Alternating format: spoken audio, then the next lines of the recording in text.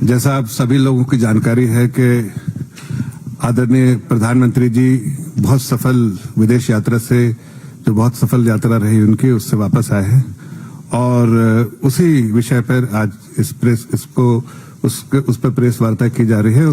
कुछ महत्वपूर्ण मुद्दे हैं, उस पर जो है आदरणीय सुधांशु त्रिवेदी जी करेंगे।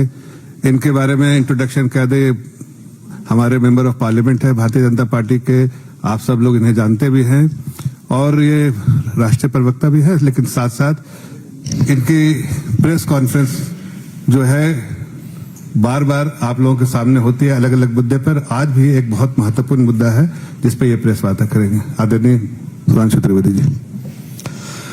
मित्रों, प्रधानमंत्री श्री नरेंद्र मोदी जी अपनी एक सुदीर्घ विदेश यात्रा करने के उपरांत आज वापस आए हैं। इस लंबी विदेश यात्रा में भारत ने कई महत्वपूर्ण उपलब्धियां हासिल की हैं। नंबर 1, आतंकवाद के विषय पर एक वैश्विक स्वीकार्यता प्रधानमंत्री जी के द्वारा अंतर्राष्ट्रीय मंच पर स्थापित हुई, जब ब्रिक्स शिखर सम्मेलन में आतंकवाद वाले विषय के ऊपर न सिर्फ सर्वसम्मति के साथ भारत के पक्ष का अनुमोदन हुआ, बल्कि प्रधानमंत्री जी ने बहुत स्पष्ट कहा कि आई है वो मूलतः बिहार के बक्सर की रहने वाली है।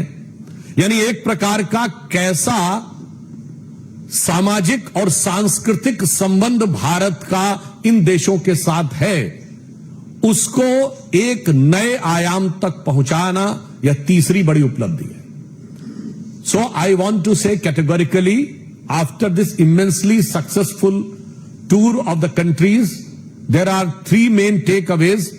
Prime Minister has unequivocally and categorically established the matter of terrorism at the BRICS, and he has said that the perpetrators of the terror and the victims of terror cannot be equated. So this was our diplomatic success, and it was very important for the strategical point of view.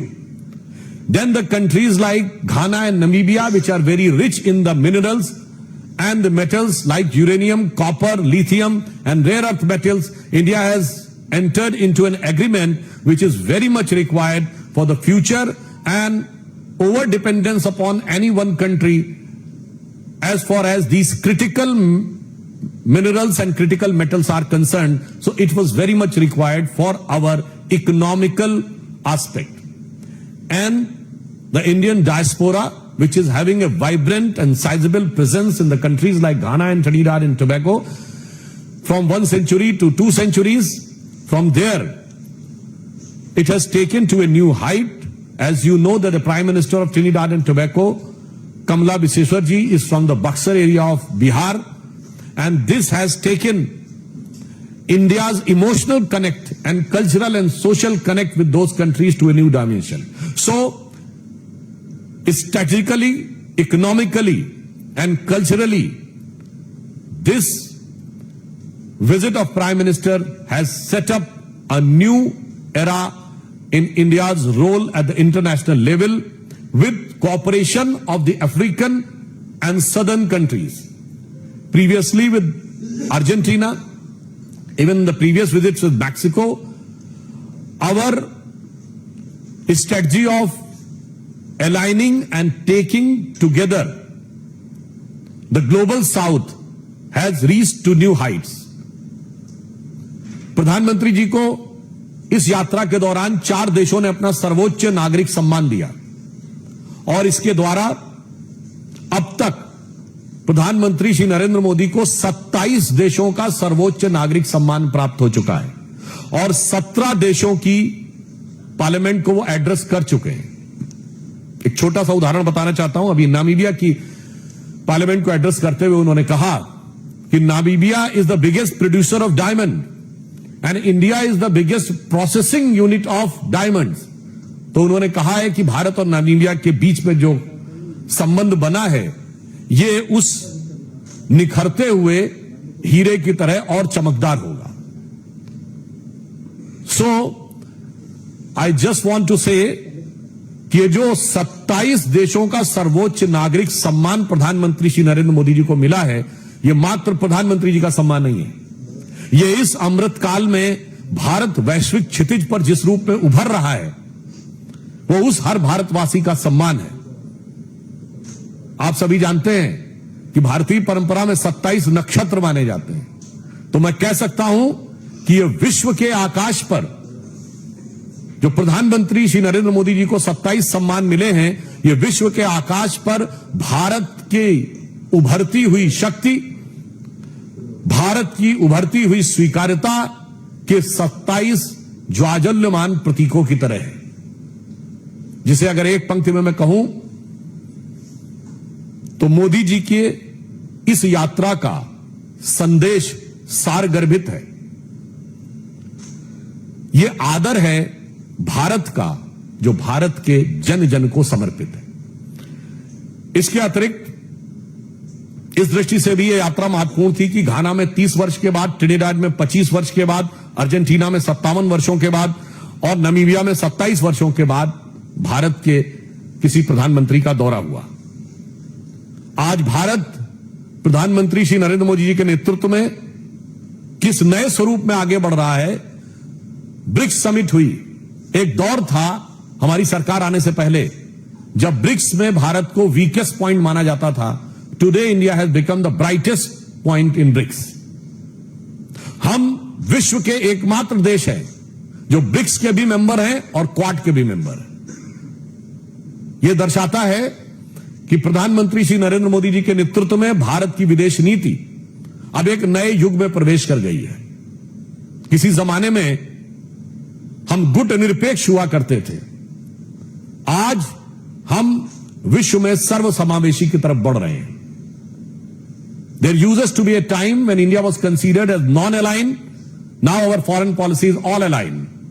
That's why we are the only country in the world which is a member of BRICS as well as Quad. और वैसे भी अगर आप लोगों ने इस विषय पर थोड़ा ध्यान दिया होगा, किसी ने पढ़ा होगा, तो यूरोपियन पार्लियामेंट्री रिसर्च सर्विस ने यह कहा है कि बाय 2035 वर्ल्ड एक मल्टीपोलर वर्ल्ड ऑर्डर की तरफ आगे बढ़ रहा है। आज वर्ल्ड की टॉप 4 इकोनॉमीज में सिर्फ एक यूरोपियन इकोनॉमी है, दैट इज जर्मन, और 2 एशियन है, India and China. Most likely with in a year all top 3 में 2 एशियन होंगी, 1 अमेरिका होगा, मोस्ट लाइकली यूरोपियन कंट्रीज नहीं होंगे। This will be a major shift in the entire global world order after industrial revolution। तो हम कह सकते हैं कि इस उभरते नए वैश्विक परिदृश्य में भारत प्रधानमंत्री श्री नरेंद्र मोदी जी के कुशल नेतृत्व में जिस कुशलता के साथ, जिस दक्षता के साथ और जिस प्रखरता के साथ उभर रहा है और विकास की नई ऊंचाइयों को चढ़ रहा है, उसे एक पंक्ति में मैं कहना चाहूंगा कि स्वप्न देखा था कभी वो आज हर धड़कन में है। एक नया भारत बनाने का इरादा मन में है। बढ़ रहे हैं हम प्रगति की ओर, जिस रफ्तार से कर रहा है विश्व भी हमको नमन उस पार से। धन्यवाद। अगर आपका कोई सवाल है तो एक एक कर पूछिए। हाँ प्लीज। सर, 5 देशों की ये सफल यात्रा रही। मैं देखा था कि जब भारत में G20 हुआ था तो भारत की अगुवाई में ही जो ग्लोबल साउथ को तरह से प्रमुखता मिली और शामिल किया गया, और अब हमने देखा कि 4 सर्वोच्च नागरिक सम्मान दिया गया जो भारत ने जो दिखाता है। तो ये क्या आपने सिर्फ की बात की कि अब हमारा जो फोकस है वो अफ्रीकी देशों पर भी, और हम एक अगुवाई कर रहे हैं ग्लोबल साउथ का, ये भी देखिए, हमारी सरकार आने के बाद विदेश नीति में फंडामेंटल चेंज आया। उससे पहले 3 ही चीजों में विदेश नीति रहती थी, डिप्लोमेटिक, इकोनॉमिक और मिलिट्री। हमने इसमें 2 डायमेंशन जोड़े, इंडियन डायस्पोरा एंड कल्चर। अब किसी विश्व के किसी एक क्षेत्र की तरफ संपूर्ण विदेश नीति को देखने की बजाय एक सर्वव्यापक और एक सर्वसमावेशी विदेश नीति का उदय मोदी जी के नेतृत्व में हुआ है। We are looking toward east also and we are having a very strong connect with the global south also। Sudhanshu ji ने जो कहा था क्वाड के मेंबर भी है भारत ब्रिक्स का भी मेंबर है और Bharat permanent invitee G7 nation में। ये खिताब सिर्फ हिंदुस्तान को ही है, बाकी कोई ऐसा दुनिया का देश नहीं जो कि तीनों का मेंबर हो। कोई दूसरा सवाल किसी का हो? Gaurav ji please. Sir, BRICS सफल रहा है आज भारत की, वहाँ भारत का डंका बजा है, लेकिन ट्रंप बहुत नाराज है, बोल रहे हैं कि 10% एक्स्ट्रा टैरिफ लगाएंगे ब्रिक्स वाले देशों पे, तो भारत पे भी रहेगा। इस पे क्या करेंगे? देखिए, वो उनके देश का अंदरूनी मामला है और जहां तक भारत के साथ ट्रेड डील है उस विषय पे वार्ता चल रहा है। परंतु एक बात बहुत स्पष्ट है कि भारत अपने वाणिज्यिक हित, यानी जो हमारे व्यापारिक हित हैं, अपने सामरिक हित जो हमारे मिलिट्री इंटरेस्ट हैं, और अपने कूटनीतिक हित यानी जो डिप्लोमेटिक इंटरेस्ट हैं, उनको सेफ गार्ड करने के लिए पूरी तरीके से कृत संकल्पित है। और ये 2016 के पेरिस से लेके बाली 2014 से लेके और हाल के ब्रिक्स तक यह स्पष्ट दिखाई पड़ा है। इसलिए भारत के जन जन को पूर्ण विश्वास है कि मोदी जी के नेतृत्व में भारत के सभी हित सभी परिस्थितियों में पूर्णतः सुरक्षित और सुदृढ़ है। So Mr. Shashi Tharoor has written, post on emergency and has criticized emergency a lot. There was also a caution about the establishment of maritime, saying that everyone should remember what emergency was, and we should also remember that how should not be centralized. Now he has come under attack from his own colleague in Congress, Mr. Monica Tharoor, who says that if someone, if a leader, parrots BJP's line word to word, then it is not funny and it is not true. It is military excluding words, but not like Congress. How do you react? देखिए, समस्या क्या है कि इससे यह स्पष्ट होता है, यदि कांग्रेस सांसद ऐसा बोलते हैं कि यदि उनके किसी वरिष्ठ नेता को 50 वर्ष के बाद भी इस बात का एहसास होता है, एक तो बहुत देर से हुआ, जिसे एक शेर में कहते हैं ना, आह को चाहिए एक उम्र असर होने तक, कौन जीता है तेरी जुल्फ के सर होने तक, तो 2 उम्र निकल गई। यानी अगर 25 साल की एक जनरेशन माने तो 2 जनरेशन निकल गई। अब इसके बाद भी यदि कांग्रेस पार्टी इसका विरोध करती है, इससे बहुत स्पष्ट है कि वो इमरजेंसी की मानसिकता को सही मानते हैं और आज भी पूरी निर्लज्जता के साथ उसका समर्थन करते हैं। और जिसका प्रमाण अभी आपने देखा है। इमरजेंसी क्यों लगी थी? क्योंकि इंदिरा गांधी जी का चुनाव रद्द कर दिया गया था। तो कांग्रेस ने कहा कि संवैधानिक संस्थाओं की मान्यता हमारी चुनावी हार जीत के आधार पर तय होगी।